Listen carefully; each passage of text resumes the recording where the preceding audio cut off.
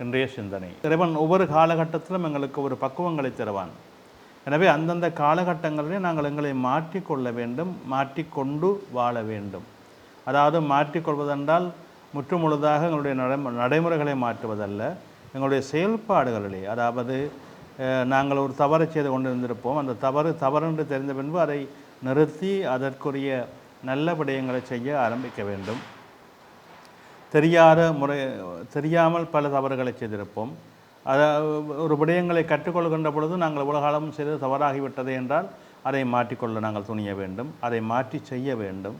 ஒரு விடயம் எங்களுக்கு மட்டுமல்ல, நாங்கள் ஒரு நல்லதை செய்கின்ற பொழுது அது எங்கள் குடும்பத்தை சாருகின்றது, எங்களை சார்ந்தவர்களை சாருகின்றது, அது மற்றவர்களுக்கு தீங்கில்லாத நல்ல அனுகூலங்களை கொடுக்கக்கூடியதாகவும் இருக்கின்றது.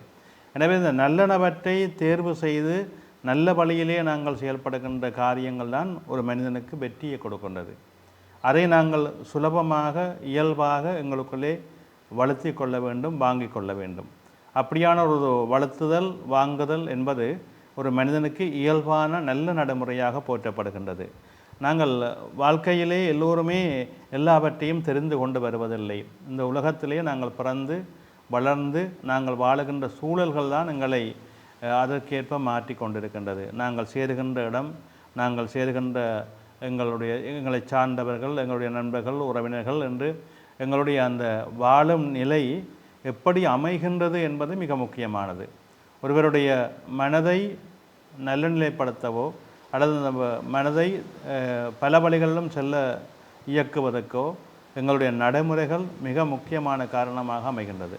அந்த நடைமுறை சூழலுக்குள்ளே எங்களை நாங்கள் பாதுகாத்து கொண்டு எங்களுடைய வாழ்க்கையை சரியான முறையிலே கொண்டு செல்வதற்கான உத்வேகங்களை நாங்களாக உருவாக்கி கொள்ள வேண்டும். அதுதான் ஒரு மனிதனுக்கு சிந்தித்து செயல்படுகின்ற தன்மையாக கூறப்படுகின்றது.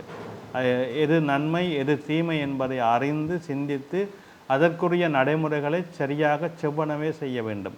அப்படி செய்கின்ற பொழுதுதான் அதனுடைய தாற்பயம், நிறைவையும் பெருமையையும் சிறப்பையும் எங்களுக்கு தருகின்றது. எனவே இதை நாங்கள் சிந்தித்து கொள்ள வேண்டும்.